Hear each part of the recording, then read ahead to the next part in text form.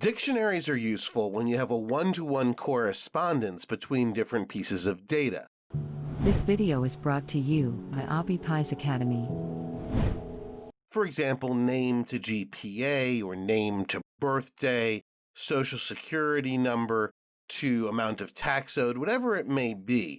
When you have that one-to-one correspondence, you can use a dictionary. So let's go ahead and create a dictionary of GPAs.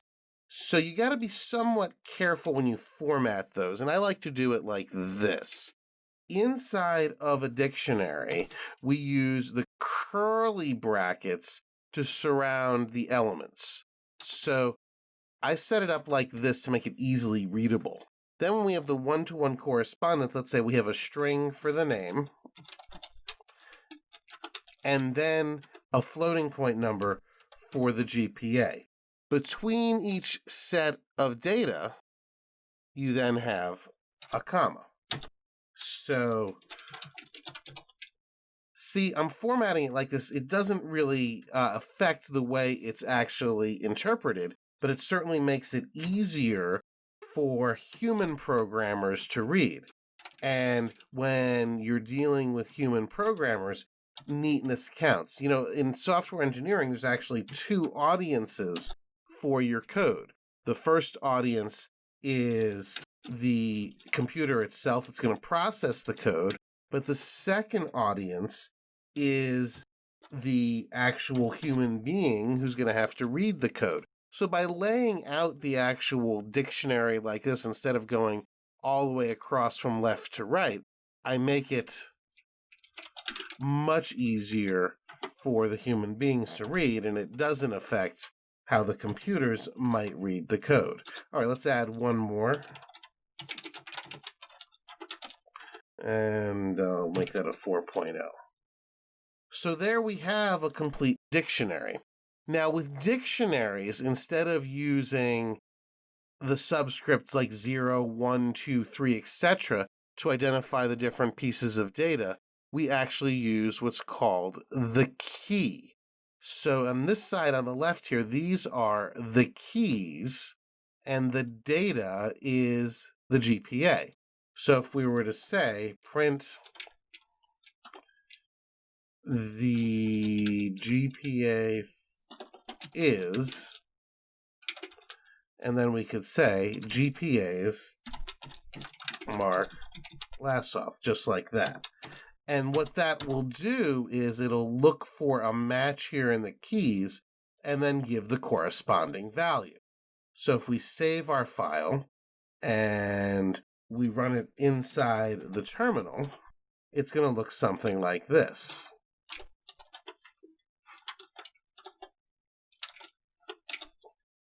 So the program is called dictionaries.py, and the GPA is 3.45.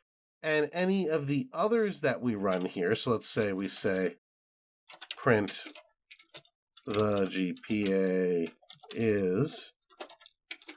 Now notice we're just getting the data, we're not getting anything about the key.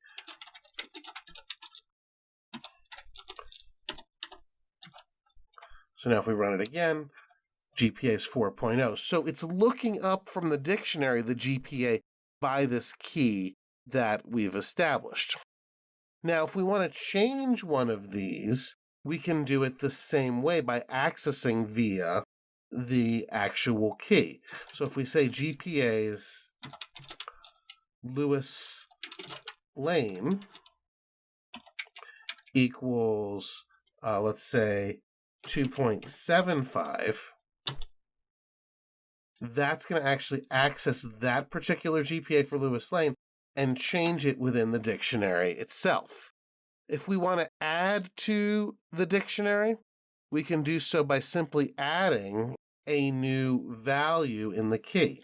So if we said GPA's Thomas Smith, very generic names I'm using today, equals, and then let's say 2.61, that's added Thomas Smith to the dictionary. And by the same token, we can use the delete command to delete from the dictionary and simply say here GPAs, and then the key of who we'd like to delete. So let's say we delete Fred Smith. So these aren't going to return anything. We won't see a result on the screen, but you'll see it'll execute without error. So we've printed out the GPAs for Mark Lassoff and Brett Smith, which you see here. We've changed the GPA for Lewis Lane. We've added Thomas Smith to the dictionary simply by adding the new key, and then we've deleted Fred Smith using the delete command. So dictionaries, again, very, very convenient when we're working with data that's got this one-to-one correspondence. So let's say we wanted to test if a certain key is in the dictionary. There's a HasKey function for that. So we could say, for example, if GPAs has key Mark Lassoff. So that's going to simply test if that key is there. We'll print Mark is present. So we can test for the presence of a key using HasKey just like that. And if we run that, you can see Mark is present. If we test for a key that doesn't exist, for example, the Fred Smith key that we've erased, if GPAs HasKey. So this one we deleted, so this is going to be a false here in the if statement, so it's not going to run this. Print Fred is present, else print Fred is gone.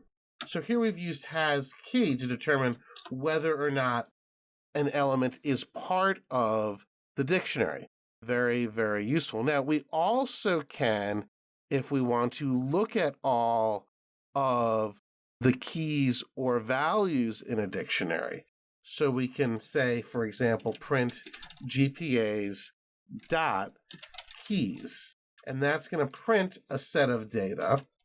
That's all the keys in the dictionary. Here you see Lewis Lane, Brett Smith, etc. Now, also notice that, by the way, they're not in the order that we're stored them in.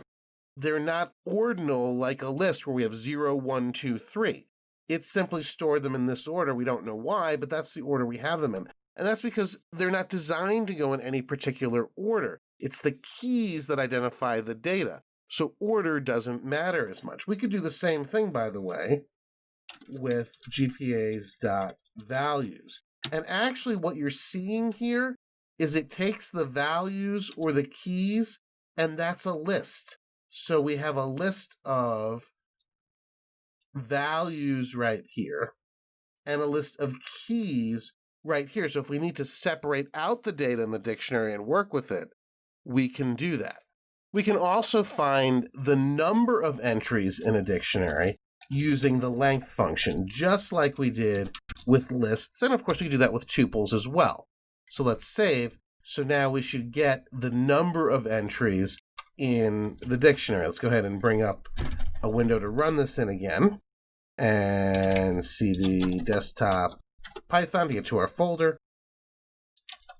And we'll issue the Python command and dictionaries. And there you can see 6. So we have the 6, 1, 2, 3, 4, 5, 6. And of course, that's after we've deleted one and added one, but we still net 6 entries. So we've looked at how to create a dictionary, how to access members of the dictionary, how to change the value for a member of a dictionary, how to add a new member to the dictionary or delete a member from the dictionary, testing whether or not a key exists in a dictionary. We've also looked at how to return the keys and values as lists. And finally, we looked at how to access the length of dictionary items.